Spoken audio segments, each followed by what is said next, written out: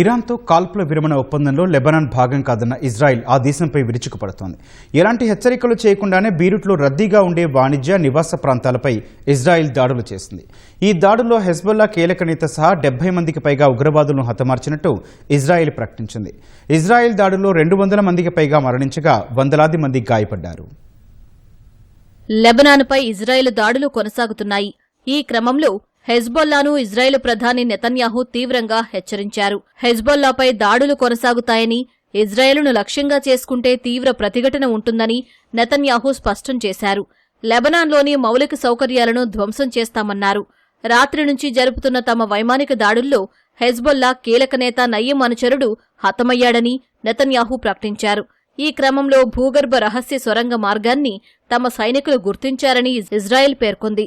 ఆ సొరంగం నుంచి బయటకు వచ్చిన ఉగ్రవాదిని హతమార్చినట్టు వెల్లడించింది. అందుకు సంబంధించిన దృశ్యాలను విడుదల చేసింది. గత 24 గంటల్లో 70 మందికి పైగా ఉగ్రవాదులను మట్టుబెట్టినట్లు ఇజ్రాయెల్ ప్రకటించింది.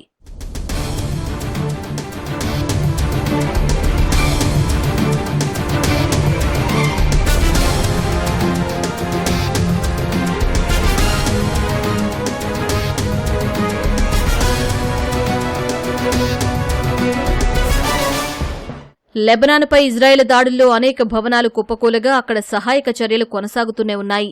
పెద్ద సంఖ్యలో మరణాలు సంభవించగా వందలాది మంది గాయపడ్డారని లెబనాన్ తెలిపింది. గురువారం ఉదయం నుంచి సహాయక చర్యలను మరింత ముమ్మరం చేశారు.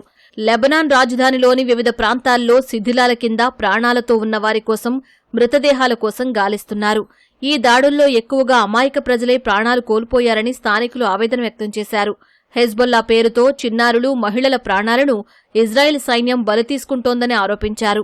కేవలం 10 నిమిషాల వ్యవధిలో బీరూట్, దక్షిణ లెబనాన్, తూర్పు బెక్కా వ్యాలీలోని 100కు పైగా హెజ్బొల్లా లక్ష్యాలపై దాడులు చేసినట్లు ఇజ్రాయెల్ ప్రకటించింది.